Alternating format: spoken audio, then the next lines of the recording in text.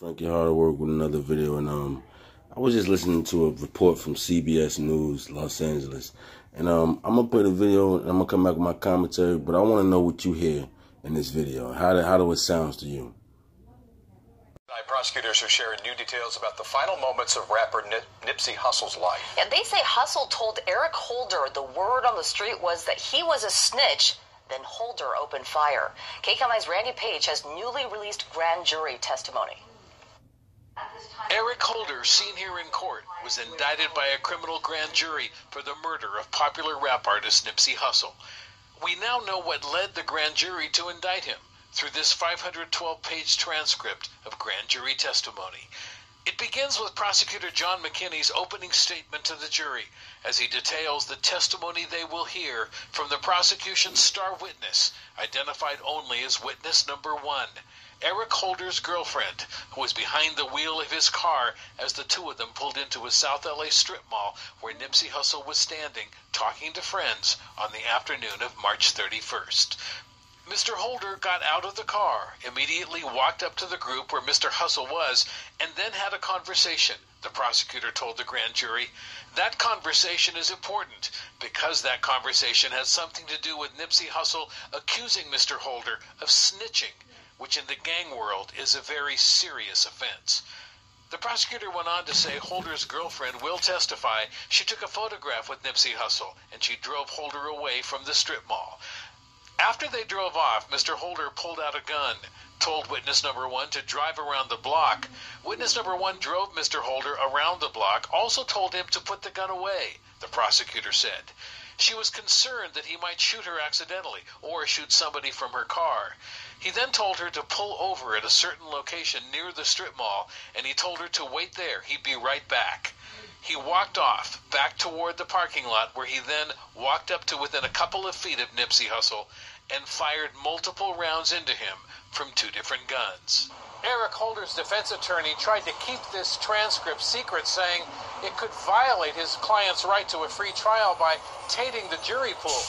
But the judge said he didn't think so. In fact, he said, and I'm quoting him now, "We live in a society that is moving away from the printed page."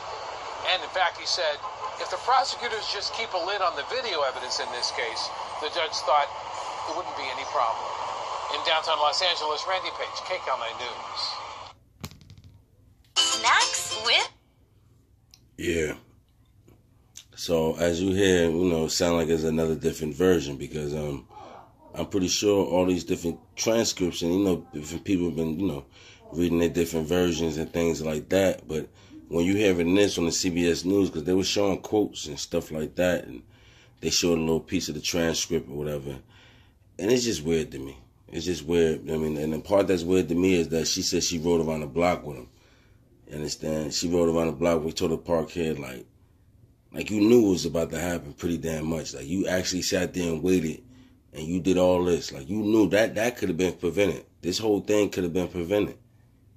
If you really talk about it, I mean, I understand she ain't had to be a superhero. She probably was scared or whatever. You ain't gonna be a superhero and try to take the gun away from her. Yeah, I get it, but this could have probably went a whole different way. I mean, maybe he was gonna do what he was gonna do. Who knows?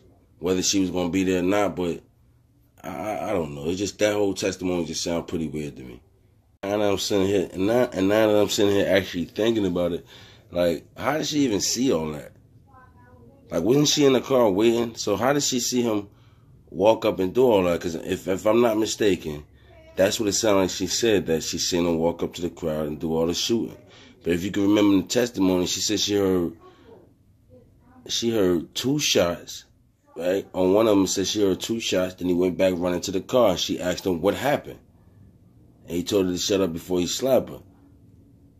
So I'm confused. Like I said, I'm honestly confused because I mean, it just, the whole testimony just sounds crazy to me. I mean, who knows? I'm saying, I want to wait to hear his transcripts, and I can come to my conclusion as well. And I'm pretty sure people got their conclusion, but it's just so much different stuff coming out.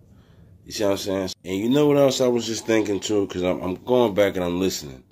All these extra parts I'm actually adding on to this video is parts because I'll keep looking at them to keep listening to what they're saying. But what else I was thinking about is, I hope that's not their main, I hope that's not their main witness right there. I really hope that's not their star witness right there that's supposed to be make it a slam dunk case. Because to me, if the defense come and cross-examine her, I'm going to tell you right now, they're going to rip her apart. I could tell you that right now. Because the way she explaining it, she's explaining like she's seen all this. And if you look at it from the angle, the car was behind them all. So how did she see all this? Like, whether she must have got out the car and seen this. That's why I'm saying all this sound pretty weird to me. And if that's the star witness right there, if that's their star witness right there, I'm sorry to say this case it's not gonna be good.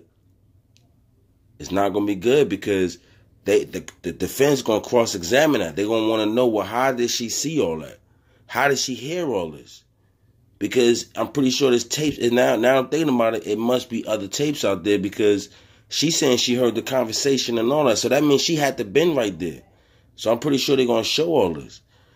And the way, when you're hearing all these different stories and transcripts and stuff like that, and the way that she's describing it, it sound like some inconsistencies.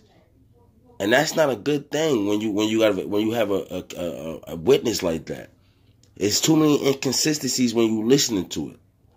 I'm not feeling that. I'm not feeling her being her own witness. That's just my opinion. Like, I feel like they setting her up for failure. And I'm pretty sure, I ain't gonna say I'm pretty sure. I don't know. We don't know about her past because I made a video before.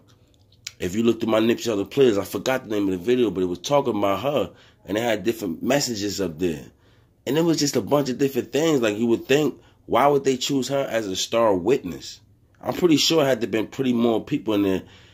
And the thing about it is, like I said, I hope that's not their superstar witness right there that they relying on as a smoking gun. Because if the defense cross-examine her, they're going to eat her alive. I'm telling you that now. So you let me know how you feel about this. It's your boy Frankie Hard Work. Like, comment, subscribe.